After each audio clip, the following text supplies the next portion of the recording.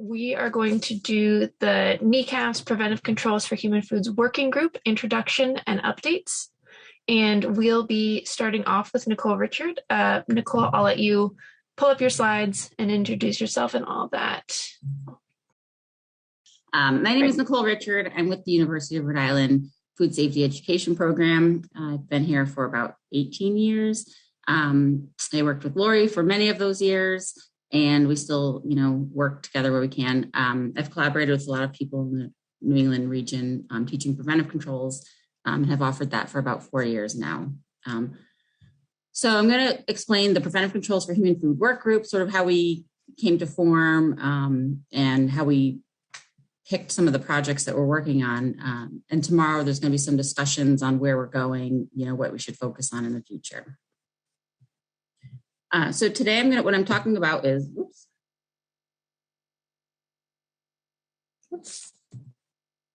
well, that's weird. There's probably something wrong with something's wrong, but basically this, screen shows the preventive controls for human food regulation. Sometimes it's called, preventive controls for human food, which I just said, or PCHF, abbreviated. So that's all this slide was really meant to do, is to just illustrate the regulation that we're talking about. So 2011, the Food Safety Modernization Act was signed into law, and there are many regulations in this act. The regulation that, again, none of my animations are working. The regulation that we're focusing on today is the second from the top, the Preventive Controls for Human Food. There's a training alliance that was formed. It's comprised of industry, academia, and regulatory partners. And this alliance was has developed the standardized training curriculum that Martin was speaking about. This training curriculum is standardized. It's a standardized curriculum recognized by the FDA, and it's aligned with the FSMA Preventive Controls for Human Food rule. This curriculum provides education regarding risk-based preventive controls.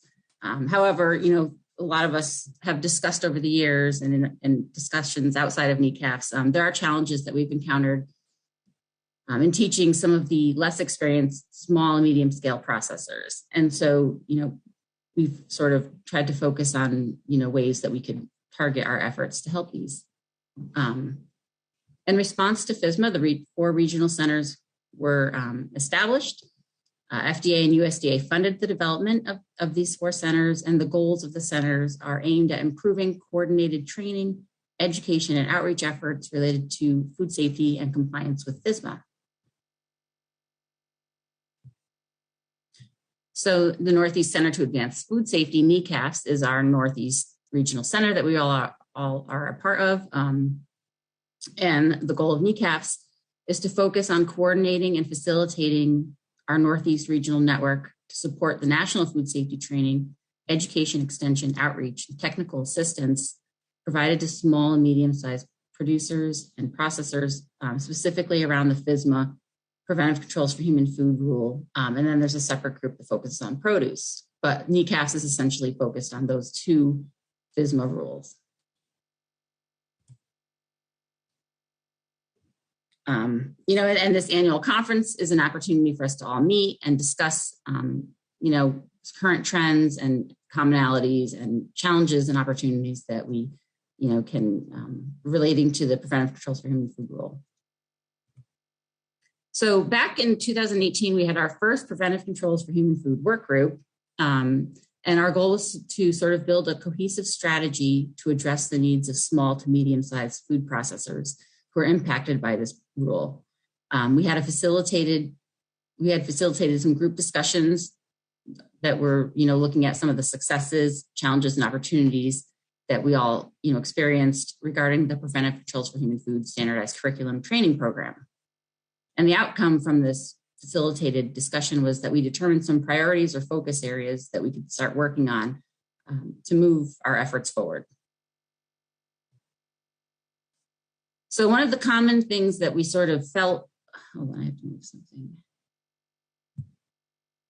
Okay, from some of the discussions, we felt that small, medium scale facilities who had less food safety experience really struggled to understand how this regulation impacted them. They struggled when they attended the training. because it was overwhelming. There was a lot of information coming at them. A lot of these people didn't necessarily have a lot of food safety background prior to attending the training. They also had trouble finding reliable resources for help and knowing where to go for training and for help. So we recognized that there was a need for regional coordination around preventive controls for human food related activities. So from this meeting, we essentially identified 3 priorities. One was we termed awareness, and we will describe each of these in momentarily, so I'm not going to elaborate. One was sort of centered around resources, and one centered around evaluation. And before we adjourned at this meeting, we identified a work group lead, and we established some volunteers for the work groups, and people went off and they worked over the course of a year before we met again to discuss our work groups. So now we are going to get into these work groups. So we're going to start by discussing resources, and what we termed this was Roadmap to Resource Work Group. And I'm going to let Elizabeth Demings from Cornell University chime in. She was the work group lead for the resources work group.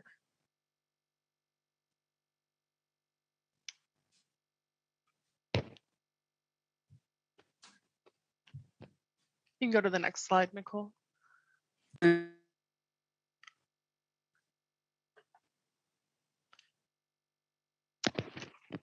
So this is the roadmap to resources. Our main goal was to build this catalog of resources and kind of build a comprehensive web tool that would allow you to access these resources. And this is targeted towards our small and medium scale facilities that have to comply with the preventive controls for human food rules.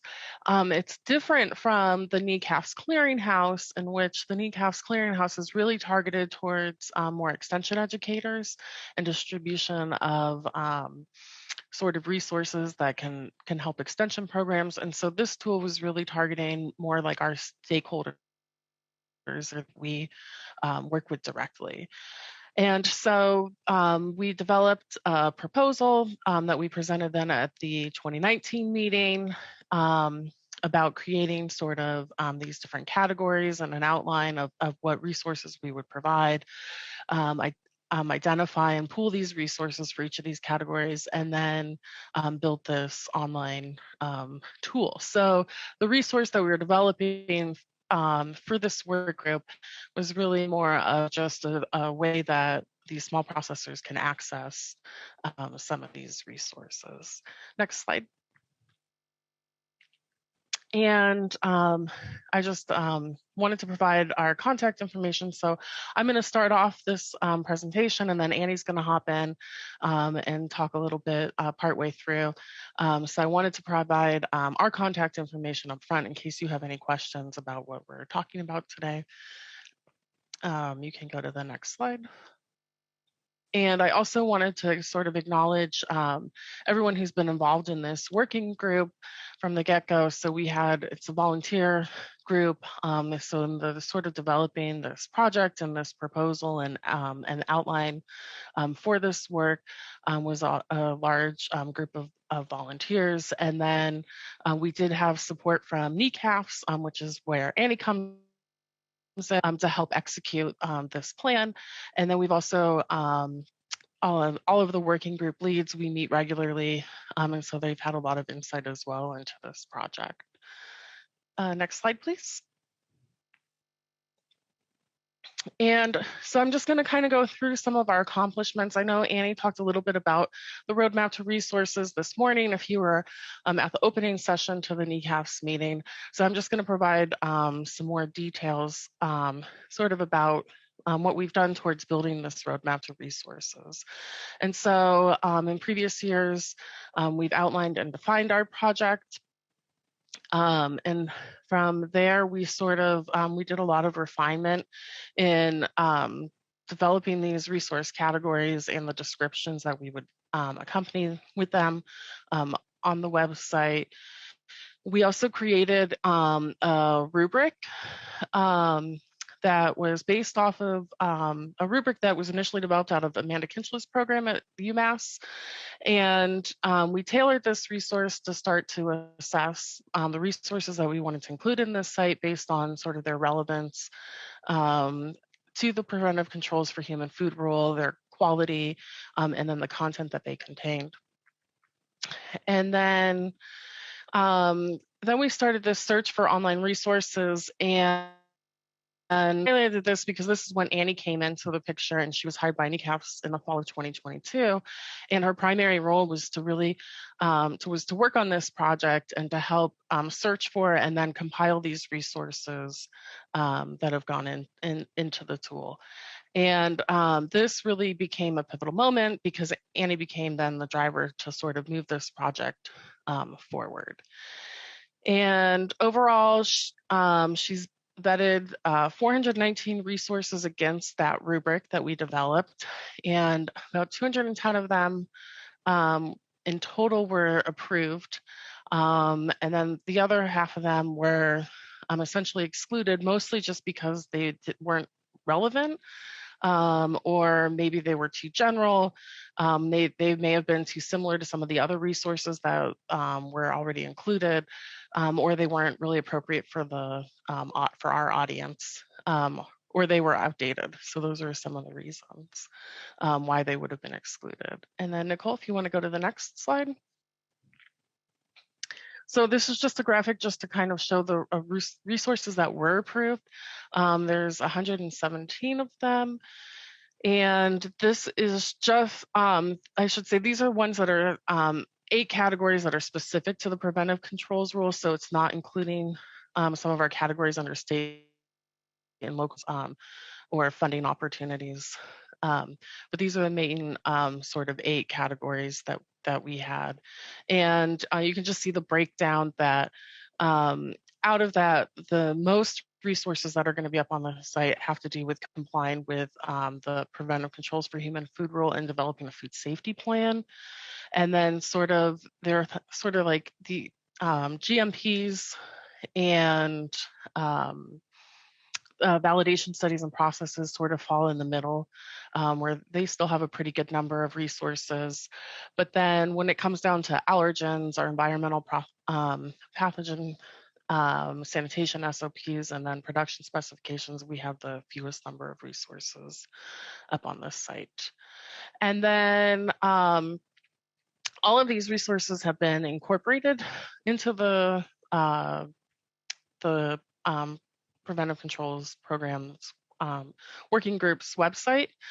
And as you'll find out, that it's undergoing this external review, and it's also being pilot tested by stakeholders. And so next, I'm going to just share a couple of snapshots of the website, so that'll give you like an overview of where it stands. And then Annie's going to come in and present on the status of evaluating the website. So you can go to the next slide. See, oh yeah, and then you can go to the next slide. So this is a snapshot of the website. If you look at the image on the left, that's like a full screenshot of what that homepage looks like. And then I've sort of narrowed it in to focus just the top portion of it. And so you can see the navigation bar, and then there's just a short description of the website and its purpose. And what I really want to note here is that the website was developed for the NECAFS PC working group. So it's going to evolve over time, and it can really host whatever content this group thinks is relevant or necessary or applicable to our working group. And currently the main feature of the website is this roadmap to resources tool, but I want you to think of the website really as being dynamic, and that it can be whatever this working group wants it to be. Next slide, Nicole. And so when you're scanning down on the website, we have these 3 areas that are sort of highlighted. So again, we have the roadmap to resources. a feature there's a direct link to it here, but then there's also a section for templates, examples, and forms, and also connecting to a professional, which is sort of a directory of extension educators or other food industry professionals or services. Next slide. And for that, if you would like to be part of that directory, because it is going to be a publicly available site, if you want to include your contact information, if you're an extension educator, if you are a consultant, if you have anything to do with food safety and you want people to be able to access you or your services or your programs to answer questions, you can go ahead and join the directory. This is a QR code, so you can just take a photo of that, or you can sign up on this website, and I will copy this and paste it into the chat. So you can also just join it through that link. Next slide, please. And then as you scroll down towards the bottom of the web page, we have popular topics that are listed, and these are the categories that are pulled directly from the roadmap to resources. So you can navigate the website resources by the link to the roadmap resources landing page that was shown on the couple of slides before, or you can sort of circumvent that landing page and just access some of the resources directly. And each category is listed here. They have their own icon, and then they have a brief description of the resources that they have that are available. Next slide, please. So now that we've kind of gone through the homepage, I wanted to just go to this landing page for the roadmap to resources so you can see what that looks like. Again, we have a full page view on the left, and then on the right, you have this sort of magnified view of the page. There's a short description of the roadmap to resources, and then you have each of your 12 categories listed. So you can link directly to each of the categories to find resources. We also selected an article to sort of feature under each category that will provide sort of a general introduction to that topic. So if a processor is not really sure about a topic in general, then these articles should give them a pretty good overview of what that topic is covering. So in this example, the category on the roadmap to resources is complying with the preventive controls for human food rule. And then there is the general article that we selected was FSMA FAQs. So what are basics of FSMA's PC rules for human food? Next slide, please. So this is an example of a category. So if you actually went through and selected that category complying with the preventive controls for human food rule, this is what you would see when you got to that page. At the top, you have the category title and the short description of what that category, what would be found in this category. And then all of the resources are again listed into subtopics. And the subtopics are all going to differ depending on the category that they have. So here we have a resource under getting started. You can see it's a FSMA FAQ. What are the basic requirements of the FSMA's preventive control rules for human food? And then there's a little quick description of what the article has, and then there are these tags at the bottom, which are sort of keywords that are covered within that article. So let's view what the resource would look like and how it's cataloged on the website. So next slide, Nicole. And so this is how all of these resources are cataloged. I have the top page cut off that would have that normal navigation bar, just so that you can see everything that's listed. But you have information like the link, you have the author, the source. There's short summaries there, the year that the publication came out, what language it's in, the category that it falls under, and then again, the keywords.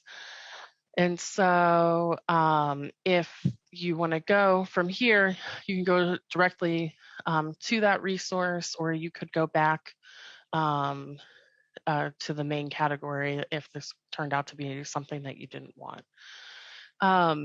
And then we've set up this resource so that it's pretty easy to navigate. So if you want to go to the next slide, Nicole. There are different ways that you can navigate. So once you're in one of those main categories, this is the one with the preventive controls for human food rule, you can either navigate to another category by going up to the main navigation bar and hovering over resource categories, and it'll pull down a drop-down menu. And the other way that you can do this is by going view by category, and then you can select through all of the main categories that we have. And then you can go to the next slide, Nicole. The other way that you can do a search is through those keywords or those tags, the words that are under the tags for each resource. And so for this one, if you look right under that view by category that's in the middle, there's it's pretty small print on my computer, but it says that you can view by keyword. And so if you go to the next slide, Nicole, if you were to select one of those keywords, here I picked qualified facility, then it's going to list all the resources that have a tag with the qualified facility. So you can see it's a pretty comprehensive way to navigate through the website so that people can access that tool. And I'm going to pass this over to Annie because she's going to talk to you about how the efforts that have been going on pilot this website with those small processors and the peer review that's going to be coming up soon. So Annie, over to you. Awesome. Thank you, Beth. You can see what this site looks like right now. Oh, Nicole, if you want to pop to the next slide, that'd be great. It is still very much in its first draft is sort of how we're thinking of it. And we really, really value getting it right the first time. I think, especially with processors, if they come to this site and it doesn't help them or doesn't do what they want, the odds that they would be willing to return to it later, even if we get it into better shape, seem a lot less likely. And so we're trying to be really, really thorough and very deliberate about how we review the site now that we have a working draft and how we can make improvements and updates. And that's primarily taking two forms. The first is our user experience survey. So what we are doing is reaching out to processors and asking them to try out the site and just to see what that process is like and see if it functions in a way that's usable for them. I think I mentioned it earlier, but technology literacy is a big problem. You know, as we heard earlier, there are some processors who don't want to use computers at all. And so making sure that they feel comfortable with this website is really essential. What we did is we developed a survey. I don't know if this is as much of an issue for everybody else, but being in academia, it was a big deal to find out this is, it's not considered research by IRB. This is user testing, which is a whole other thing. So in case you're wondering, it's not an official research study. But we did create a survey in Qualtrics. It takes processors about an hour, and it has 3 sections. So first we ask them for demographic information to sort of understand where they're coming to this from. We ask them their first impressions of the site. So to just go on and tell us, what do you think? Without really delving into it, what is your first thought? And that really gets a lot of sort of feedback without preconceptions, which I think is really useful. After that, we have them perform a series of activities. We say, oh, find a research that'll tell you how to properly calibrate a thermometer. And they have to use the site with these goals in mind to kind of mimic what a real user experience would be like. From there, we ask them about that activity and then what their final feedback is on the site. So it's a pretty extensive process, but we really tried to make something very well-rounded that would really capture what it's like to use this website. We launched user testing a couple of months ago, and our goal is to get feedback from 20 processors. We've been contacting processors directly. Members of the Preventive Controls Working Group have also reached out to processors who they've worked with in the past. And the Cornell Food Venture Center very kindly listed the survey in our newsletter. Oh, Jamie, I see your mention, and that would be wonderful. I will get in touch with you about having more people take this survey. But if we go to the next slide, we can see an update on how that search for feedback has been going, which is why I'm especially glad to hear you've got some people who are interested. So we have contacted 134 processors, and so far we have gotten 4 completed surveys. It has been a real uphill battle. I want to say, like, we're paying $100 per survey taker too. This is a paid opportunity for the processors because we do value that time.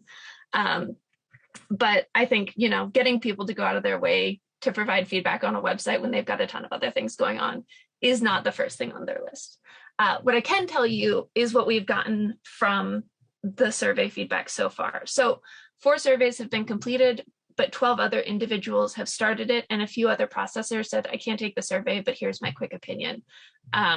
The most mentioned positive of the website so far has been that layout is really accessible. Processors like how they can get to the information, and it makes sense to them how to use it. So that's wonderful. The most mentioned drawback is that some of the links are already broken on the site. We are pulling from a lot of different sources, and so it's sort of inevitable that some of the links are going to break. We have added a broken link bot now who just scans the site and will report to us when any links are broken, but now it's on top of us to monitor that bot and manually fix any links that are broken. So that's going to be a continual process that we have to be aware of and to keep on track. I will say, of processors who have emailed me, one of the things I've heard the most is them saying, I wish I had this resource when I was first starting out. And that just warms my little heart to hear that we are on the right track, at least as far as these processors are concerned. So we are still doing recruitment for this survey, and I'll, I guess, talk about that a little bit when I get to our timeline down the road. But we are definitely still looking for people to review the site and get more comprehensive information about it. If we could go to the next slide, please. Okay, so that's the user survey. Then there's the actual meat of the site. There's the actual resources and the content. And processors aren't the people we need to talk to for that. We need to talk to you guys. We need to talk to the food safety experts about that. So we've developed another survey. We love a survey. So you can see this link here, and I will also throw that in the chat. But it's a shorter survey that we're just asking folks to look through the information on the site and say, how is this in terms of quality? Is there something that you think is better? Is there something that you think is missing? It's really, hopefully, aimed at making sure that people with a lot of knowledge about food safety and preventive controls are able to provide their feedback as well. And we're sort of viewing it as a peer review process to say, does this stand up to the level of quality that we think we should be able to provide processors? So after both of these surveys are collected and reviewed, we'll go through, we'll implement the feedback that we've collected from them. We're going to do a non-quiz survey, but an actual survey of the site to see if there's any other information gaps, if there's anything that we've just totally missed when looking through the information. And then we'll fill those gaps, we'll find the resources we need. This might ultimately be a chance to actually create some new material. And then from there, we'll launch the site, we'll promote it. We really are trying our best to be very intentional about these steps and really go through the whole order. And our hope is that by the time we actually get to the point we can launch the site, we're going to be in really good shape. So it'll never be done though. Another future projects are going to be just continually monitoring those information gaps, especially as new information comes forward, as more things are published, to really ensure that we're staying current and up to date. And then to, as I said before, seeing, are there things that there just aren't resources for that we should be going out and making things for, which could be a really great opportunity, and I think will be a wonderful chance for collaboration. Okay, Nicole, if I could have the next slide. Okay, so the actual timeline for all of this. We've got our surveys open for the next 6 weeks. So we're looking towards end of February, and that's both the user experience survey as well as the survey of food safety professionals to provide their feedback on the content. After that, we're going to go through, implement those changes. We're expecting that to take about a month. Then we'll do our final review, correct information gaps, any adjustments that need to be made. And lastly, we'll launch and promote the site. And we're looking to do that pretty much throughout the month of May. So keep your ears peeled. That's kind of our ideal timeline for when we'll be able to do all of this, but things always take more time than you expect. So fingers crossed, I suppose. Okay. I think that covers everything I have for resources, so I'll hand it off to Amanda. Thanks. Hello, everyone. I'm Amanda Kinchla from UMass. I'm going to be talking about some of the efforts within the awareness campaign. Nicole, would you mind going to the next slide? Thanks. So earlier, Nicole kind of talked about our 3 pillars, and so I have apprehension of being the person to talk about awareness because we don't actually have action on the awareness, but I want to explain why and how we are where we're going. So the goal specifically for the awareness campaign is to increase awareness about the preventive controls human food rule. We talked about that this morning. Monica and John have demonstrated in their boots on the ground at facilities that a lot of our target audience of small processors are totally unaware of this, that, you know, it's kind of jarring to go from 0 to 100 miles per hour. So the key objectives we have planned to get to this goal is to identify our food safety communicators in the Northeast region, develop a portfolio of awareness products, and then disseminate the products through our food safety communicator network. So our objectives have remained the same, but I kind of want to just give a quick status update about where we are and why. Next slide, please. So as Annie just mentioned, within our preventive controls website for small processors, there are 3 pillars. And thanks to Annie and Beth's efforts of building the roadmap of the resources and the access to those components, we now have a framework of that. And one of them is to have this directory of processors. So just as I know some of this is somewhat redundant, but I want to make sure we get a shout out of we need you all to do this. So the idea is if and or when we raise awareness to our small processors, they know bad pun to Ghostbusters, but who are you going to call? Food safety, right? So as Beth had put in the chat box earlier, for directory, if you are not already identified, we ask that you register for this directory. The example I have here is pulled directly from the working website we have in draft, and you can see that we've got 4 food safety experts within the Amherst area. So this work is continuing to be ongoing, but I wanted to just highlight the backstory of things that we're trying to build so that when the awareness comes into play, this is one avenue to get there. And again, as Annie has already asked and Beth has already asked, in order to be more effective, if everyone could contribute to this role as a food safety communicator, it helps the bigger picture of how we're trying to build a network. Next slide, please. So if you remember last year, Luke talked about some of the awareness campaign product materials, and here's just a quick example of one example is a postcard promotion and branding of things, and we've got a variety of components built, including PowerPoint templates and webinar content, etc. But frankly, it hasn't been launched largely because of some discovery. And in my opinion, last year's discussion was profoundly helpful on how to move forward. So there were some discussions about creating email communications and sending all these things off. But one thing that we had some discussions about is some regulators that came to the table last year said that they would not necessarily be able to help disseminate these products without some sort of endorsements specifically by a regulating community. So that has made us reflect on, before we start launching all these awareness products, we need to take a step back and make sure that we've got the right relationships and the right, I don't want to say endorsement, but we're working on some sort of buy-in from our regulating bodies so that there is a branded recognition that would then be able to be disseminated boots on the ground directly to our users. So we feel strongly still that one of our highest access points to the processors is through local boards of health, state state inspectors and federal inspectors, to give them components like this postcard or other types of program contents. So this is some of the things that we were thinking about. So we have all these products at the ready. However, next slide, please.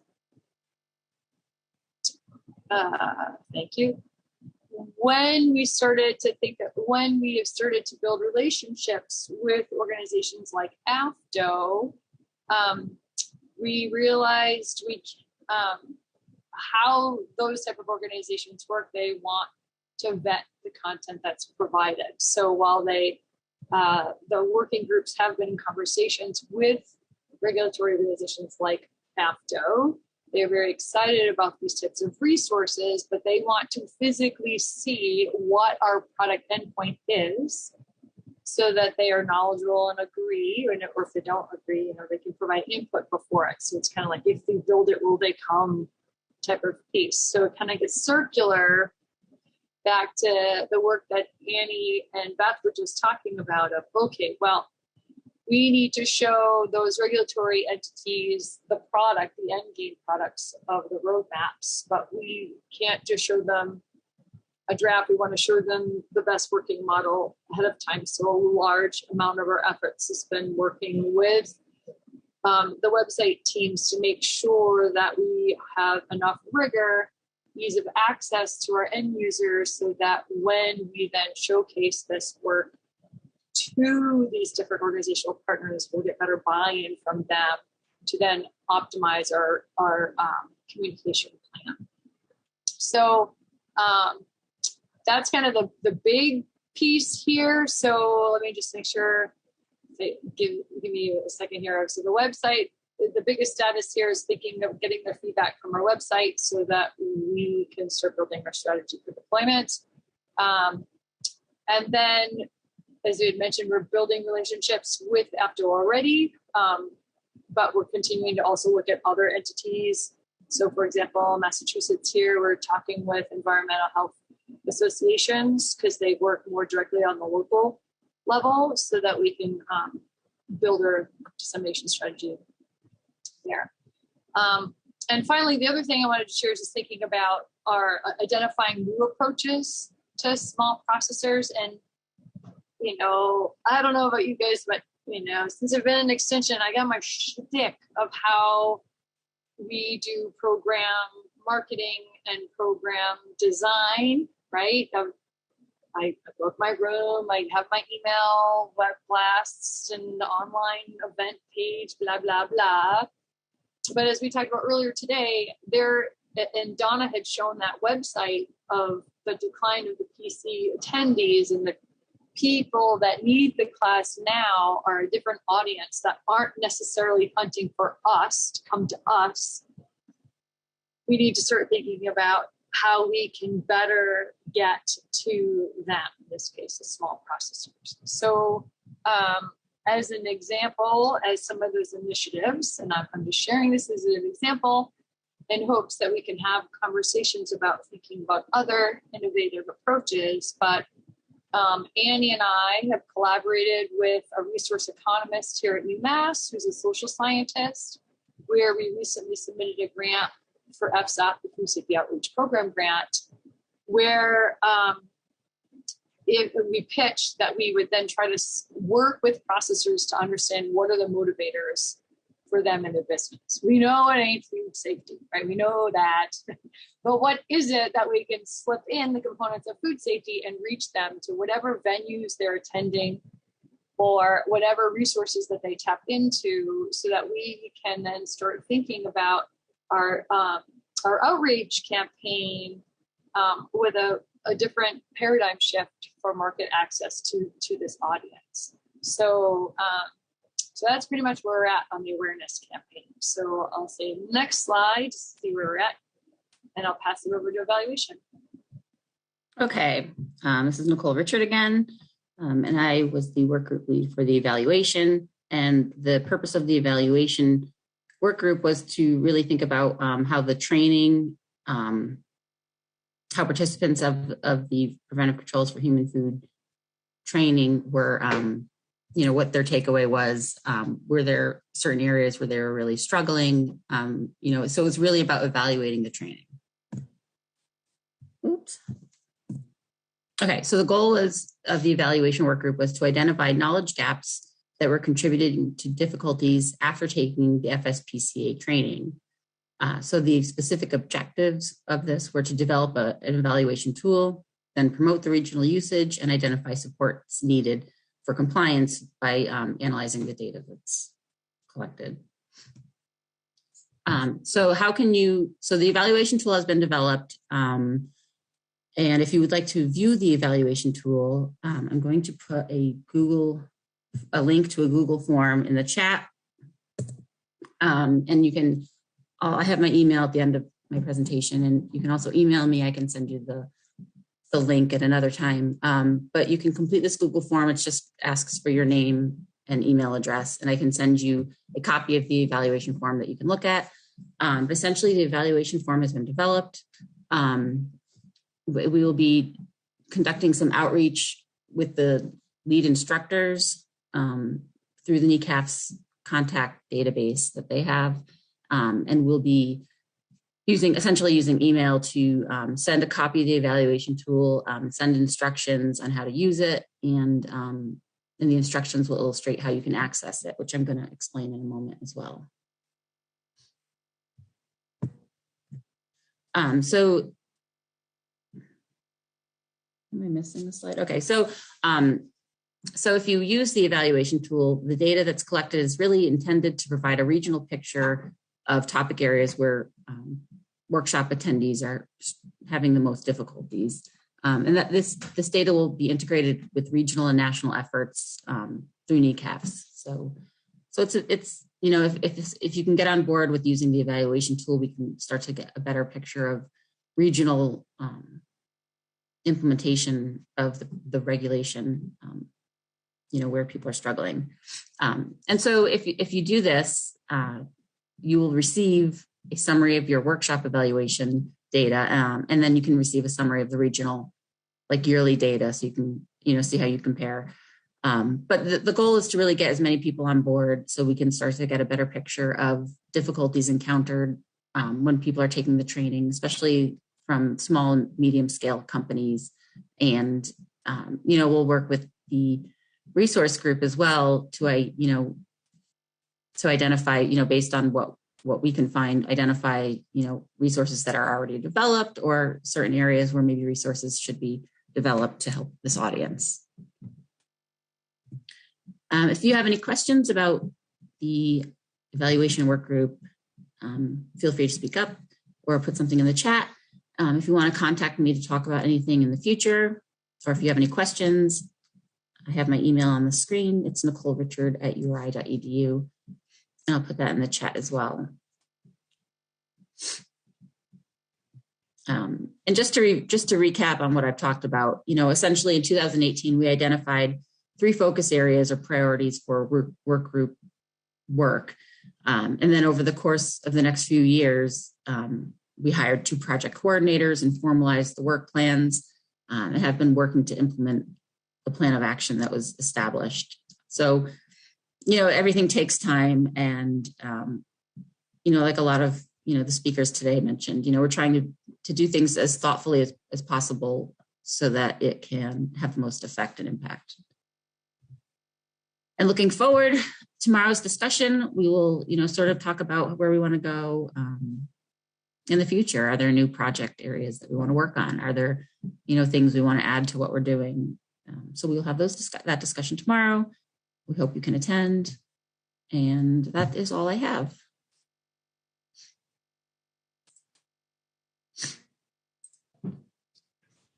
All right, so we have about 15 minutes for open discussion. I don't see anything in the chat right now in terms of questions, but if anyone wanted to go for it, if they have a question, or you can raise your hand, you can use the reactions feature and use the raise hand feature if you'd like. But Anyone want to go first?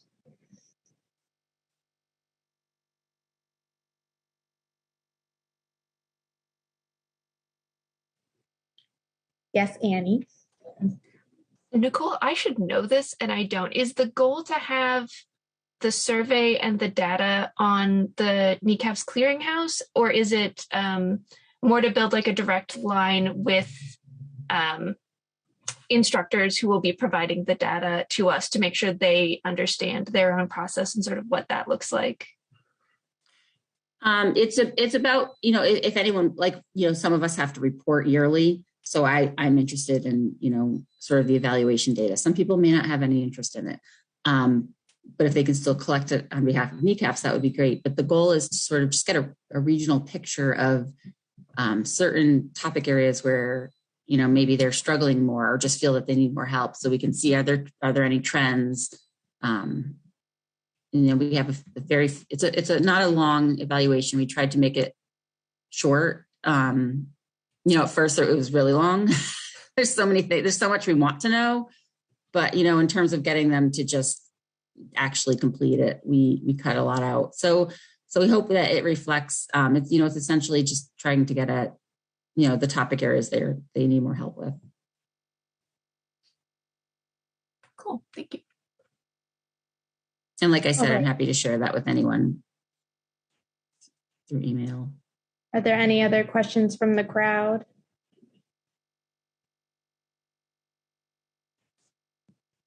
If not, I think it's okay to take a little bit of a break before the networking session. I know we've been on here for a while, so if anyone has any questions, I think we can hang on for a few more minutes, at least till 2:50, and then we can take like a 10-minute break. I wanted to say too, for folks who haven't used the networking tool yet, you'll find it on the conference website under the networking tab. It's different from what you may have used at the poster session today. This is a separate website. It's called Wonder. It's a learning curve, as all new technology is, but I think overall it's pretty accessible. And so I really hope you give it a shot and that I will see you at networking. But also let me know if you have questions, because I'll be the sort of approximate coordinator for networking today.